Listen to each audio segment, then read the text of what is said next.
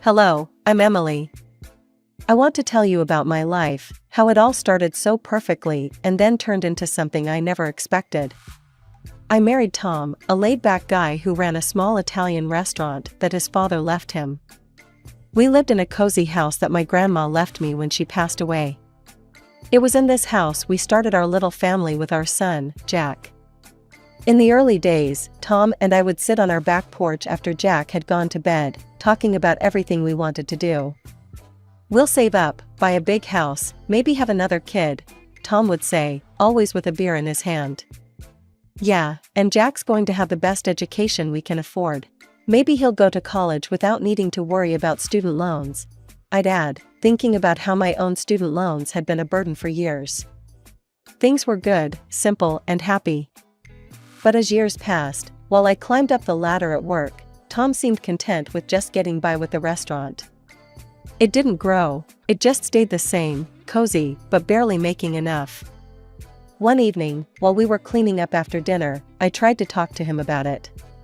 "Tom, have you thought about maybe expanding the menu or doing some renovations to attract more customers?" Tom shrugged, scrubbing a plate a bit too hard. Why fix what isn't broken? We're doing fine." "But we could be doing better, Tom. Don't you want to grow the business?" I pressed, drying my hands on a towel. Tom set the plate down with a clatter, frustration clear on his face. "Why are you always pushing? Can't you just be happy with what we have? I'm tired of you always wanting more." His words stung, but I let it go for the moment. However, it wasn't just the restaurant that was the problem. As I became the main breadwinner, the tension grew. Tom spent more days at the restaurant, not really working, just escaping the house, and often he'd end up at his mother Susan's place when we argued. One particularly rough day, I decided to confront him about his frequent escapes to his mom's. "You ran off to your mom's again last night? Tom, when you're there, who do you think handles everything here?" He rolled his eyes, tossing his keys on the table. "Oh, come off it, Em. Mom understands me. Plus, she doesn't nag me about money or working more." That hurt, especially since I had been the one covering for his lack of income, even sending $700 to Susan every month to help her out. It was getting harder to keep up with all the bills and expenses. Later that week, I was on the phone with Susan, trying to explain the situation. "Susan, I'm doing what I can, but Tom needs to step up. We're struggling here." Instead of understanding, Susan lashed out. "Emily, you're his wife. It's your job to support him, not push him around. You're always after my boy to change. Can't you see you're the problem?" Her words were harsh, and I felt a wave of anger wash over me. "I am supporting him, Susan. More than you know. I send you money every month, remember? How can you call me the problem? You're a gold digger, that's what you are, always counting every penny," she shot back, before hanging up. As the night fell, I watched Tom retreat to the couch, beer in hand, lost in his phone, while I put Jack to bed, the weight of my conversation with his mother heavy on my shoulders. Life at home got tougher when Tom's restaurant hit rock bottom. He had to let go of his staff one by one, till it was just him tossing pizzas in a quiet corner of town. Soon, even the pizza didn't pull enough folks in to keep the lights on. The day he shut down for good, he came home looking defeated but with an edge of defiance in his eyes. "You know, Em, this isn't the end. It's just a bump," he said, trying to keep his voice steady as he took off his apron for the last time. I was sitting at the kitchen table, bills spread out like a deck of bad cards. "A bump? Tom, the restaurant's closed. We need another income, not tomorrow, but now." He bristled at that, his pride wounded. "I'll find something, but I'm not just going to take any job. I've got my standards. I was a business owner, Em." "And what does that mean now, Tom? We need real money, not standards," I shot back, frustration boiling over. He just shook his head, muttering about not being any desk jockey at some company. "I have a degree, Emily. I'm looking for a chief's position, nothing less." I couldn't believe his audacity. Your business just tanked, and you think you can land at the top somewhere else just like that? I snapped, unable to keep the edge out of my voice. He didn't reply, just stormed out, probably to his mother's. That's how it was now. When things got tough, Tom vanished. The weekend brought no peace, only his mother, Susan, barging in with her own set of demands. She came just as I was setting up lunch, her timing as impeccable as her nerve. Emily, you need to talk to your bosses. Get Tom a good position at your place. He deserves it, she commanded, as if it were the most obvious solution. I laughed, despite myself. It was a harsh, short sound. Susan, that's not how it works. I started at the bottom and worked my way up. They don't just hand out top jobs, because I say so. She narrowed her eyes, her lips thinning. You just don't want him succeeding there. Afraid he might overshadow you, huh? Seriously? Tom walking into a senior role with no experience is not happening. And it's not about fear. It's about reality, I explained, slicing the tension with every chop of the salad knife. Lunch went on with a chilly air swirling around us. Tom was quiet, picking at his food, probably stewing over his own bruised ego and his mother's words. Tom's days became a blur of nothingness. He'd lounge around, beer in hand, glued to his phone, while I juggled work, house chores, and caring for our son, Jack. Each evening I came home to find the house a mess and dinner nowhere on the horizon. Tom, could you at least start dinner? I'm running on fumes here, I'd say as I dropped my bags, kicking off my shoes. He'd grunt, not taking his eyes off his phone. Why? You do it better. I'm tired too, you know. Tired from what? It burned me up inside, seeing him so idle, especially when Jack would tug at my sleeve, hungry and waiting. And Jack? Did you pick him up from school today? I asked one evening, already knowing the answer. No, your mom did. Forgot to tell you, he mumbled, barely audible over the TV. My mother, thankfully, lived nearby and had become my unplanned backup, ever since Tom had stopped bothering with even the smallest responsibilities. Tom, he's your son too. He needs you. I tried to keep my voice even, but it was hard. This would usually be the point where he'd get up and leave, the door slamming behind him, a punctuation to our daily script. And true to form, he'd disappear, off to who knows where, leaving me to handle everything. One day, the routine took a darker turn. I had started noticing money missing from my purse. At first, it was a few dollars here and there, but then whole bills began to vanish. One evening, after double-checking my cash, I confronted him. Tom, have you been taking money from my purse? He looked away, then back at me. Needed some cash for beer. Beer? Really, Tom? You're taking cash like a thief now? How dare you call me a thief? I'm your husband, he shot back, voice rising. Before we could go any further, Susan barged in, her timing impeccable as always. She must have caught the tail end of our argument, because her face was thunderous as she laid into me. Emily, all you care about is money. Can't you see the man is struggling? You should be supporting him, not accusing him. Support him? By letting him steal from me? What about Jack? What about our bills? My voice was rising too, the stress of the last few months boiling over.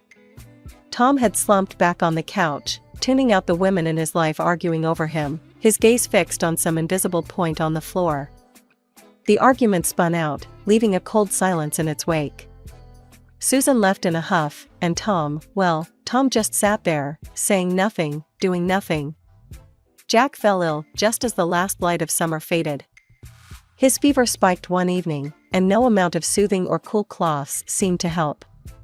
I sat by his bed, thermometer in hand, my heart sinking with each beat that confirmed the fever wasn't breaking.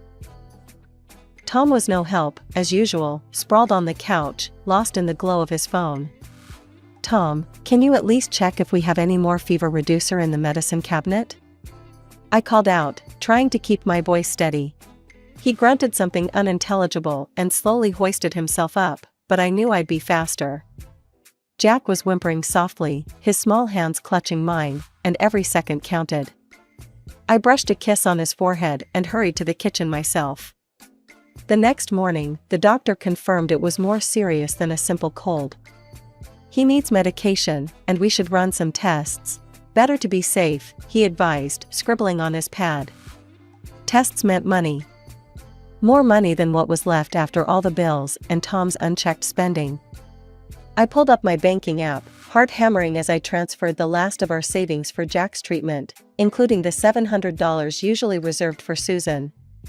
It was the only option.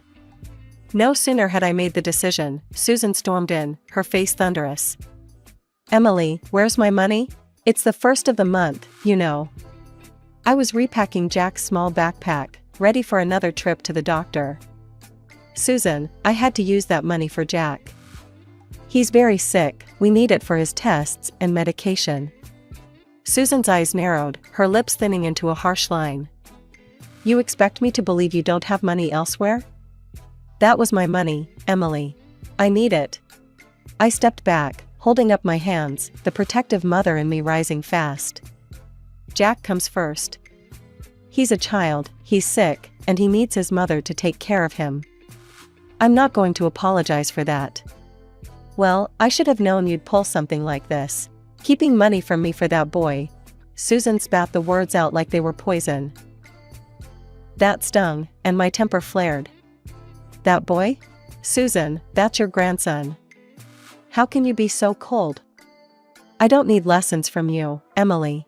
If you don't pay me by tomorrow, you'll regret it," she hissed, her face twisted in anger. The threat hung in the air, heavy and dark. But seeing Jack, so small and frail in the other room, gave me the strength I needed. "Get out, Susan. Now. I won't have you threatening me in my own house, not today, not ever." Susan looked like she might say more, but the look in my eyes must have told her all she needed to know. She stormed out, slamming the door behind her, leaving a silence that rang in my ears. Tom dressed in silence and followed her out. I returned to Jack's side, my hands trembling as I smoothed back his hair. He looked up at me, his eyes trusting and filled with a pain that broke my heart. "It's okay, baby. Mommy's here," I whispered, kissing his forehead, my decision cemented in my heart. The days blurred into a haze of hospital visits and restless nights. Tom's absence in the household was almost a silent relief, no arguments, no disdainful looks. But then, a week of uneasy quiet was shattered. I noticed it first on a mundane Thursday afternoon. Checking my bank app for the balance, my stomach dropped. Several large withdrawals had wiped out nearly everything we had left. Panic tightening in my chest, I scrolled through the transaction history, my heart racing, every withdrawal a stab of betrayal. Calling Tom was useless, he didn't pick up, hadn't picked up for days. With a heavy hand, I blocked the card, cutting off his plundering. It was only then, amidst the swirling chaos of my life, that I realized how deep Tom's selfishness ran. But nothing could have prepared me for what came next. Exactly 1 week after he vanished, Tom returned, not alone, but with Susan swaggering by his side. They found me in the living room, floor littered with Jack's toys and medical receipts. "Emily, we have news," Tom announced, an unfamiliar smirk playing on his lips. "I won the lottery. $10 million. And before you ask, no, you won't see a dime of it. I'm filing for divorce." The room spun. "You what? Tom, you can't be serious. What about Jack?"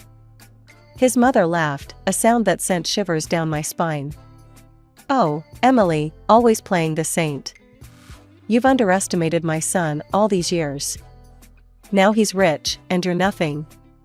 He'll find someone better, younger." Tom nodded, picking up a duffel bag by the door. "Yeah, I'm moving out. To live with Mom. You'll manage on your own, won't you? You were so good at it." Susan put her arm around him, leading him to the door. "Let's leave the gold digger to her mess.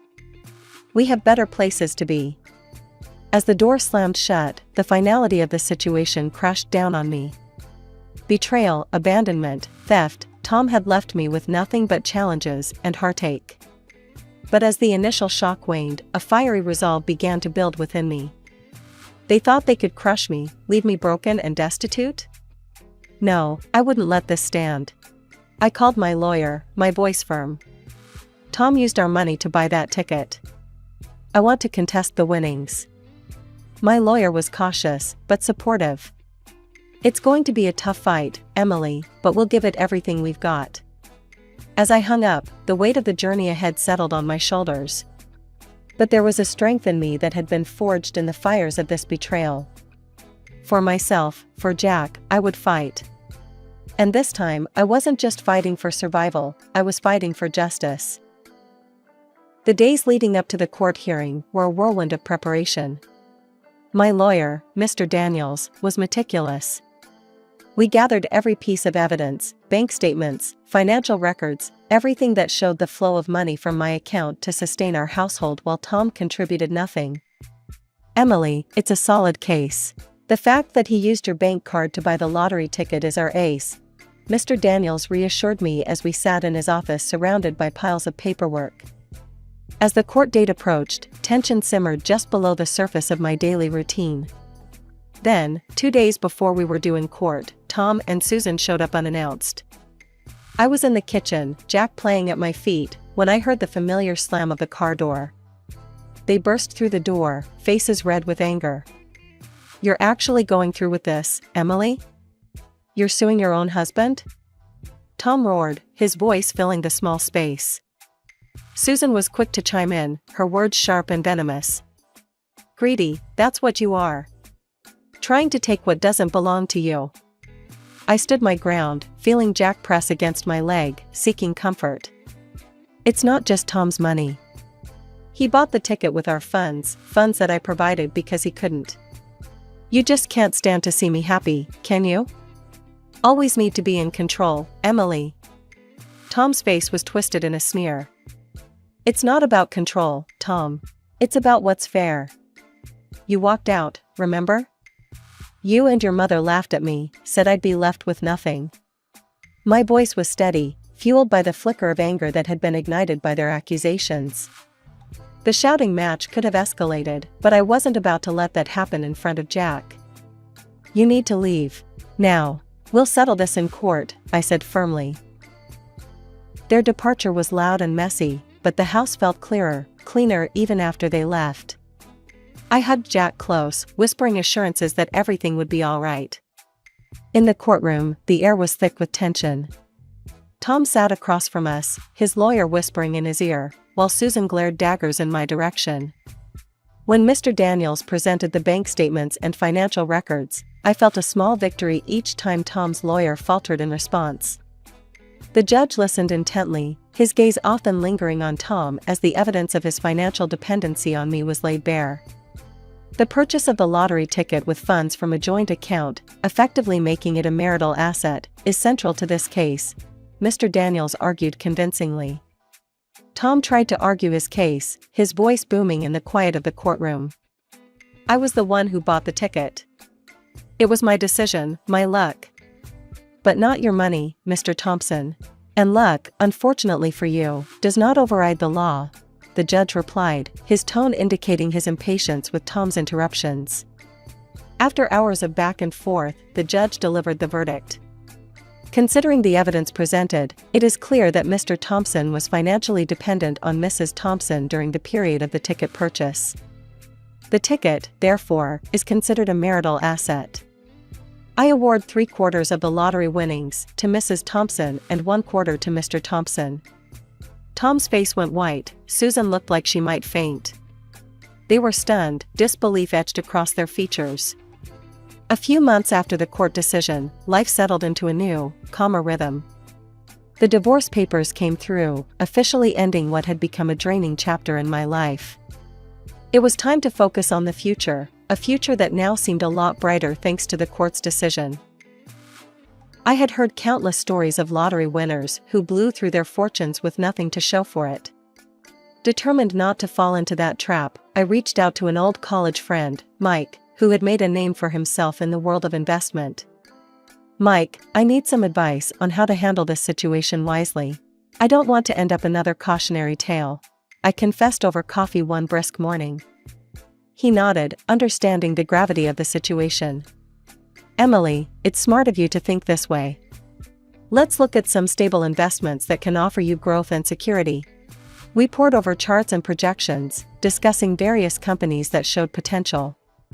Mike's expertise was invaluable, and by the end of our meeting, I felt confident about where to invest. I think a mix of tech and renewable energy stocks would be a solid choice for part of the funds. And putting a chunk into a savings account for Jack's education sounds perfect, Mike suggested, marking some options on his tablet. Meanwhile, Tom and Susan's handling of their share was the talk of the town. Tom had splurged on a flashy new sports car and was often seen driving around, showing off to anyone who'd pay attention. Susan adorned herself with expensive jewelry and clothes, reveling in her newfound status. One afternoon, while picking up Jack from school, I bumped into an acquaintance who couldn't wait to share the latest gossip. Emily, have you seen Tom's new car? It's worth a fortune. And Susan, she's living it up like there's no tomorrow, she said, her eyes wide with excitement. I just shook my head, a small smile playing on my lips. Yeah, I heard. But that's their choice. I'm just focusing on what's best for Jack and me. At home, I updated my financial plans, checking in with Mike regularly.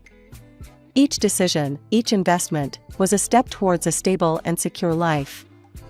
I was determined to give Jack every opportunity one possibly could, without the shadow of past mistakes looming over us. Mommy, when I grow up, can I go to college like you did? Jack asked one evening as we looked at his newly opened savings account online. Absolutely, sweetheart. And you'll have the funds to do so without worrying about money, I assured him, pulling him into a hug. That's cool. I want to learn lots of things, he said, his eyes bright with the promise of endless possibilities. Gradually, life had normalized into a comfortable routine. Jack was thriving at school, and our investments were performing well. I had managed to put the past behind us, focusing on our future. But then, the past decided to make an unwelcome return. I heard it first from a close friend during a casual coffee meetup. Emily, have you heard about Tom? He's lost everything, his car, the money. Heard he's neck deep in gambling debts now. I sipped my coffee, masking my surprise. Really? That's unfortunate. And Susan, she's been pawning off her jewelry. Seems they're both hitting rock bottom after all that show off, she added, shaking her head in disbelief. It wasn't long before Tom himself stood on my doorstep, a shadow of his former self. His expensive clothes gone, replaced by worn jeans and a faded jacket. His eyes, once so full of arrogance, now held a desperate, hollow look. Emily, can we talk? His voice was hoarse, as if he'd rehearsed this speech 100 times.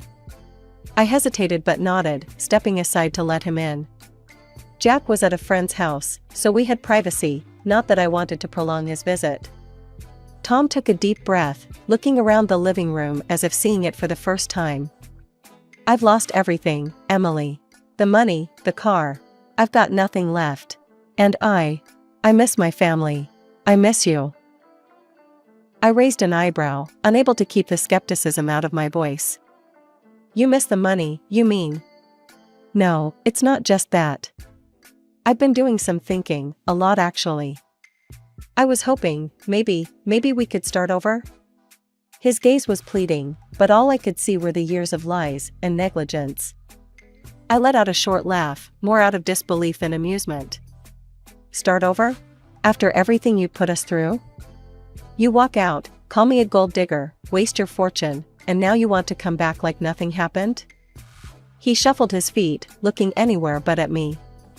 I know I messed up, Emily. I really do. But I'm willing to change, to be better.